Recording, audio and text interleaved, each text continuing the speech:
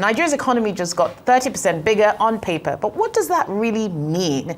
According to recently released figures from the NBS, the country's rebased GDP for 2024 now stands at 372.8 trillion or $243 billion, up from an earlier estimate of 80 trillion naira. This revision incorporates new sectors like digital services, pensions, and real estate, while adjusting for structural changes in the economy. The updated methodology sheds fresh light on how we measure growth, but also raises questions about productivity, policy making, and investor perception.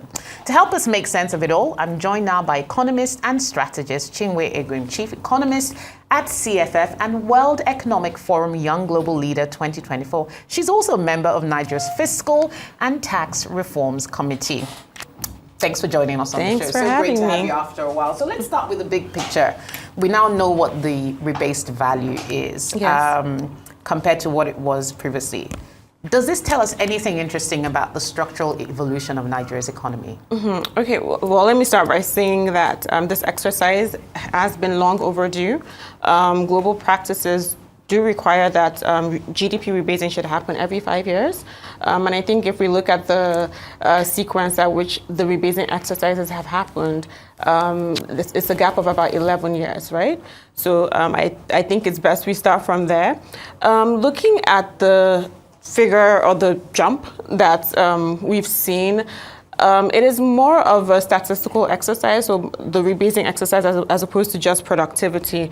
Of course, Nigeria has not quadrupled over the short span of time that we've been looking at the GDP data. So what I would say is that it now has a better reflection of what the economic realities are, pulling in specific sectors, which you mentioned when you were introducing.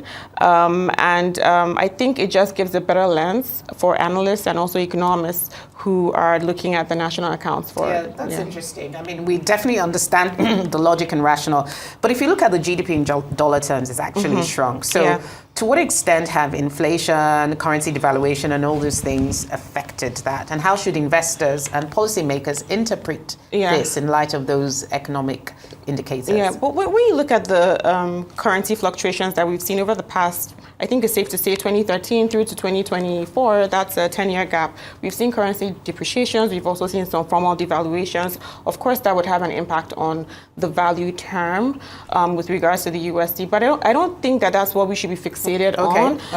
I think we should really be looking at the nominal value and how growth is actually expanding, looking at the sectors that are actually being covered right now. I would say that, of course, it's the currency fluctuations. Inflation is also, or has had a role to play with the figures we're seeing as well.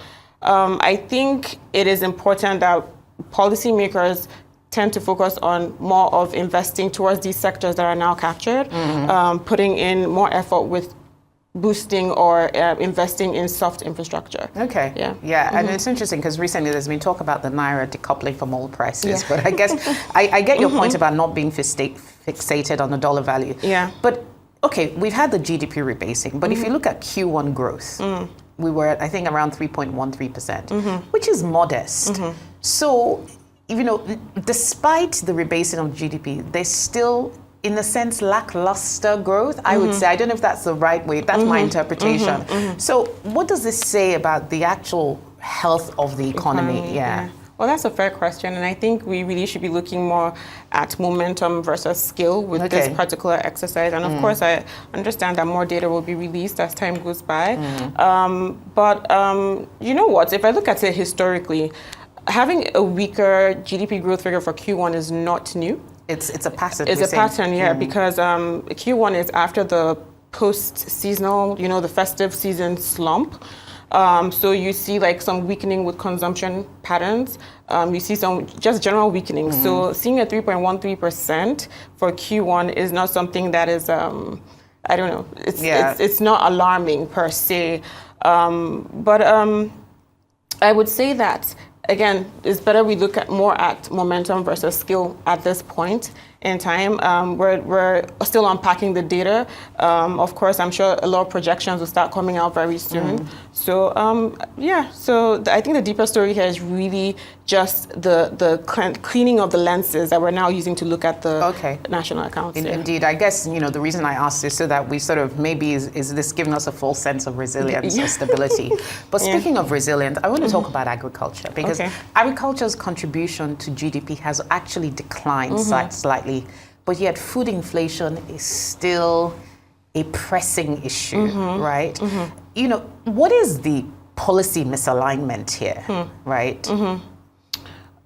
Okay, so I think I've spoken about this in the past. I would say that more cohesion is required. I would give you one example. When we look at post-harvest losses, you'd find that if maybe the transportation segment of the government aligns better with agriculture, that is something that could be resolved. So getting food products or produces from where they're produced in the north and transporting them to wide markets in the south, we would see some kind of impact on supply side constraints, and then that would have an effect on inflation dynamics, especially food price inflation. But just even digging deeper into the data, when you look at agriculture, it's segmented into three. You have crop production, you have livestock, you have fisheries. I think there's a fourth, actually. It's not three. I think there's a fourth. But if one really looks at the whole agricultural value chain, I don't know, all of that doesn't really capture agriculture as a whole, in my opinion. So it may not just be purely a productivity issue. There may be a data issue. Okay, that's an interesting perspective. I think it's a mix of both. Are there any other, in terms of the GDP rebasing exercise, we talked about agriculture, but are there any other interesting observations around the sectors that you've noted on this rebasing exercise? Again, like more data, we're expecting more data to be released, right? But like I would say housing or real estate, there seems to be like some kind of jump in this contribution to the national output. Again, contributions are based on the time that you're looking at it. So the Q1 data, so it has, the reflection seems like it's contributed more than it was before. I think, if I'm correct, it should be the third largest contributor with the recent data that was released. Right. Okay, so that's interesting. Let's look now at revenues, because you sit on the Presidential Fiscal Committee. I'm bound to ask you.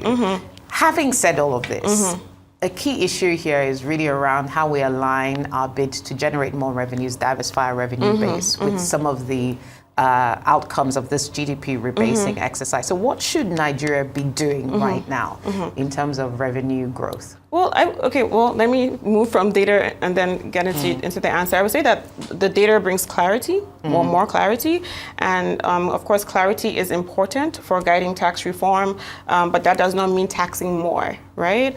It means taxing smarter and taxing in a more fair way. Now, of course, there were recent announcements that we all heard, and I would say that the Fiscal and Tax Reform Committee has focused on improving efficiency, transparency, and ease with compliance. Some recent policy steps from that committee include relief measures for small businesses and more structured entry points for informal enterprises. And now, tying it back to the data, the sectors that have now been pulled into the national accounts should benefit from these recent measures I just listed. So in your sense, the GDP rebasing exercise came out after the passage of the Tax Act. And so I ask that question because I see a strong alignment between your growth strategy and your tax policy. So you're saying, notwithstanding the timing of those two things, that Nigeria's tax policy is still very much aligned with its growth strategy. We also must understand that what we've seen with the national accounts is confirming a lot of anecdotal evidence that most of us analysts and economists already. So behind closed doors in specific meetings, some of these things are not new. It's just confirming. Fantastic. Thank you so much. So insightful, delving deep into the GDP rebasing issue. Chinwe, Egwim, we've missed you. Come back again soon. I will.